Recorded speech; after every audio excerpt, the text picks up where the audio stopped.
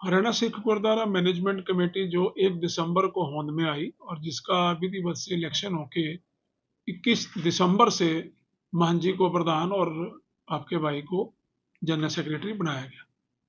पहले दिन से मैं महंत जी को देख रहा था, उनमें एक डर की भावना थी, एक लीडरशिप क्वालिटी नहीं थी और वो इस कमेटी को डेरे की तरह जो अपने एक निजी जैसे होता है स्थान, उसकी तरह रन करने का प्रयास कर रहे थे। इसका बड़ा एक लाइव एग्जांपल शुरू-शुरू में ही मिला कि पहली बात तो उन्होंने 15 दिन कोई मीटिंग ही नहीं की और 15 दिन बाद जो पहली मीटिंग की वो कहने लगे मैं कुरुक्षेत्र नहीं आऊँगा, वहाँ मीडिया आ जाएगा, फलाँ आ जाएगा, फलाँ आ जाएगा, वहाँ ज़्यादा लोग इकट्ठे हो जाएँगे, तो मैं अपने डेरे में रखूँगा। फिर अपने डेरे की बजाय अपने डेरे द्वारा चलित कॉलेज में रखी गई यमुनानगर में। उसमें भी मैंने देखा उनको कोई कमेटी और इस तरह का संस्थान चलाने का कोई उनको एक्सपीरियंस नहीं था और उनका जो एजेंडा जो विधि से हमने बनाया था उसको वो जिद करके उन्होंने अपनी मर्जी का एजेंडा लगवाया, वो भी कोई एजेंडा विधिवत नहीं बना सके। और जो मुद्दे पहले मीटिंग में 6 जनवरी को लिए गए, जैसे कि उसमें एक बाई लॉज बनाने की कमेटी बनाई गई, उसमें उन्होंने वो जो लोग डाले कमेटी बनाने के लिए, आज 9 महीने बाद भी वो कोई बाई लॉज जो कि हमने उनको बना के दे दिए थे, उनको भी एजेंडे में रख के लागू नहीं करवा सके, जिससे ये प्रतीत होता है कि शायद उन्होंने ये कार्य जान के किया है, ताकि उनको था भी अगर नए लॉज जो हरियाणा बनाना चाहता है वो हरियाणा के सिखों के लिए बेहतरीन रहेंगे और वो शायद अभी भी एसजीपीसी के लॉ से काम करना चाहते थे, उनके साथ मिलके हरियाणा कमेटी को नुकसान पहुंचाना चाहते। धीरे धीरे उनकी जो है ये जो गलत नीतियां हैं वो आगे बढ़ती गई और उन्होंने अपने डेरे की और गुरमीत सिंह तलोकेवाला जी के डेरे के सभी मुलाजमों की तनख्वाह जो है वो हरियाणा कमेटी से निकालनी शुरू कर दी।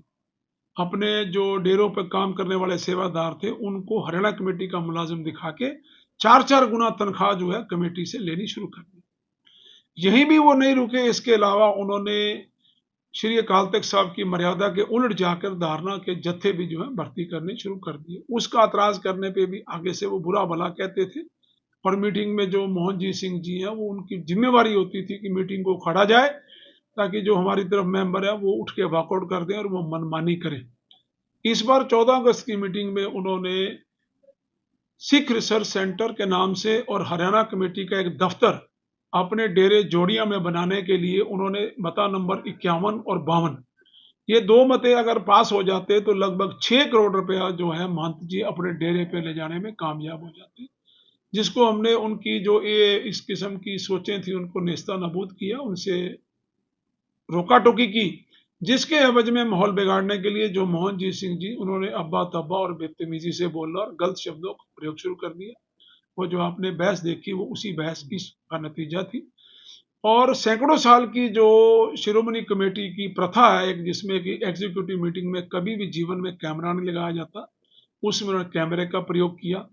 और कैमरे का विशेषतर प्रयोग करने के पश्चात उसकी एडिटेड व्यूज निकाल के कोई भी अपने घर में बहन भाई बच्चों की बहस को पब्लिक के आगे जनतक नहीं करता। उन्होंने उसमें से सिलेक्टेड जो थी पोर्शंस को एडिट करके जो है अपनी कमेटी की जो है भंडी जो है बाहर करी, उससे कमेटी की बहुत पूरी दुनिया में बेइज्जती हुई। इसके अलावा अपने जो प्रधान वाले और मीटिंग वाले के बीच में एक दरवाजा था, उस दरवाजे से मीटिंग के दौरान जहाँ मेन डोर पर पुलिस खड़ी थी और अंबाला से भी पुलिस उन्होंने बुलवाई हुई थी, उसके अलावा उन्होंने सीआईए स्टाफ भी बुलवाया हुआ था। इसके अलावा उन्होंने अपने कुछ गुंडे भी जो अपने कमरे में बुलाकर बिठाए हुए थे उनको भी मीटिंग में जब ये बहस शुरू हुई उस पे उनको भी अपना दरवाजा खोल के पुलिस के दूसरे दरवाजे से उनको अंदर ले लिया और माहौल बहुत ज्यादा जो है विस्फोटक हो गया। इस सारी स्थिति को देखते हुए जो मामला है, और इससे पहले भी इन्होंने ख्याली बेअदबी के भी बहुत सारे दाग लगाने का प्रयास किया। इससे पहले मई में भी उन्होंने कोशिश की कि हम जनरल सकत्तर को किसी तरह एक तरफ कर दें। ये सब उनकी जो है प्लानिंग वो विफल हो रही थी। उन्होंने इस बार जो है हाथापाई की प्लानिंग बनाई और वो हाला हाथापाई नहीं हुई और वो हमें मीटिंग से वॉकआउट करने के लिए भी मजबूर नहीं कर सके, लेकिन मामला तूल पकड़ गया और मामला खराब हो गया। इसके बाद उन्होंने अपने डेरे पे मीडिया को कॉल करके ये धमकी दी कि हमने श्री अकाल तख्त साहब को शिकायत दी है और हम जो है इस बार अकाल तख्त साहब से इनको निकलवा देंगे। तुरंत हमारे अपने भी हमने सब ने सलाह की और हमने भी जो है श्री अकाल तख्त साहब को एक पत्र डाला और जो उनकी कारगुजारी है उसके बारे में बताया, उनका डॉप टेस्ट लेने के बारे में बताया, उनके करेक्टर टेस्ट के लिए ब्रह्मचार्य टेस्ट के लिए निवेदन किया। इसके अलावा जो वो दिन रात झूठ बोलते हैं उसका भी लाई डिटेक्टर टेस्ट का कहा, प्लस जो उन्होंने ख्याली बेअदबी का एक दाग लगाया था उसको भी हमने कमेटी के लिए एक बनाकर उसकी भी जो है छानबीन करने के लिए एक एप्लीकेशन हमने भी दी। उसके निमित्त जब श्री अकाल तख्त से एक चिट्ठी आ गई कि हम लोग एक प्रबंध की मीटिंग नहीं कर सकते, तो हमें लगा कि जो प्रबंध की मीटिंग एक जनरल हाउस की 29 अगस्त को बुलाई गई थी उसको निरस्त करने के लिए ये जो है एक उन्होंने झूठी कंप्लेंट डाल के उसको बताया कि इसमें माहौल खराब हो जाएगा, ये मीटिंग ना होने दी जाए, तो कमेटी के खिलाफ वो चले, अपने मेंबरों के खिलाफ चले वो। तो इस सबको देखते हुए हमने जो अकाल तख्त साहब से हमें चिट्ठी आई, तो क्योंकि श्री अकाल तख्त साहब हमारे लिए सर्वमान्य है और उनके आदेश संदेश हमारे लिए सब हुक्म है, तो हमने सोचा क्यों ना कमेटी से रिजाइन कर दिया जाए, ताकि जो 5 मेंबरी कमेटी इसकी इंक्वायरी करनी आएगी तो हमें पोस्ट पर बैठे हुए उसमें जो है ईमानदारी से निर्भय निर्वैर इंक्वायरी ना हो, कोई दिक्कत ना आए। इसलिए मॉरली हमने अपनी जो है इकलाक जिसको हम कहते हैं अपनी, हमने वो रिजाइन कर दिया है। और जैसा कि आप बता रहे हैं कि आपको पता लगा है कि मान जी ने रिजाइन कर दिया, तो उनके भी रिजाइन करने का मैं स्वागत करता हूं। ਅੱਜ ਆਪਾਂ ਸਾਰੇ ਧੰਨ ਧੰਨ ਗੁਰੂ ਹਰਗੋਬਿੰਦ ਪਾਤਸ਼ਾਹ ਦੀ ਚਰਨ ਛੋਹ ਪ੍ਰਾਪਤ ਗੁਰਦੁਆਰੇ ਦੇ ਨਜ਼ਦੀਕ ਸਿੱਖ ਦਫ਼ਤਰ ਆ, ਹਰਿਆਣਾ ਸਿੱਖ ਗੁਰਦੁਆਰਾ ਮੈਨੇਜਮੈਂਟ ਕਮੇਟੀ ਦਾ ਜਿਹੜਾ ਦਫ਼ਤਰ ਉੱਥੇ ਬੈਠੇ ਹਾਂ। ਮੈਂ ਸਾਰੇ ਸਿੱਖ ਭਾਈਚਾਰੇ ਨੂੰ ਬੇਨਤੀ ਕਰਨਾ, ਚੋਣ ਕਮਿਸ਼ਨ ਨਿਯੁਕਤ ਹੋ ਗਿਆ ਹੈ ਭੱਲਾ ਜੀ, ਉਹਨਾਂ ਨੇ ਸਾਰੇ ਡੀਸੀਆਂ ਨੂੰ, ਐਸਡੀਐਮ ਨੂੰ, ਪਟਵਾਰੀਆਂ ਨੂੰ, ਨਗਰ ਪਾਲਿਕਾਂ 'ਚ ਫਾਰਮ ਭੇਜਤੇ ਨੇ। ਮੈਂ ਫਾਰਮ ਲੈ ਲੈਣੇ ਸੰਦੋਂ। ਮੈਂ ਸਾਰਿਆਂ ਨੂੰ ਬੇਨਤੀ ਕਰਨਾ, ਨਗਰ ਪਾਲਿਕਾ ਜਿਹਨੂੰ ਨਗਰ ਪਾਲਿਕਾ ਸ਼ਹਿਰ ਵਾਲਾ ਉਹ ਨਗਰ ਪਾਲਿਕਾ ਤੋਂ ਲਏ, ਜਿਹੜਾ ਪਿੰਡੂ ਹਲਕਾ ਹੈ ਡੇਰੇ ਵਾਲੀਆਂ ਪੰਚਾਇਤਾਂ ਨੇ ਉਹ ਪਟਵਾਰੀਆਂ ਤੋਂ ਲੈਣ।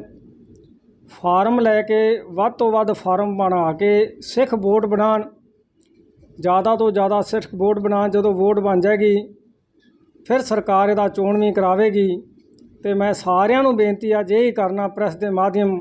ਕਿਉਂਕਿ ਪ੍ਰੈਸ ਵਾਲੇ ਵੀਰ ਆਏ ਨੇ, ਬੜੇ ਹਿੰਮਤੀ ਨੇ, ਬੜੀ ਖਬਰ ਲਾਉਂਦੇ ਨੇ, ਇਹਨਾਂ ਦਾ ਬਹੁਤ ਬਹੁਤ ਧੰਨਵਾਦ।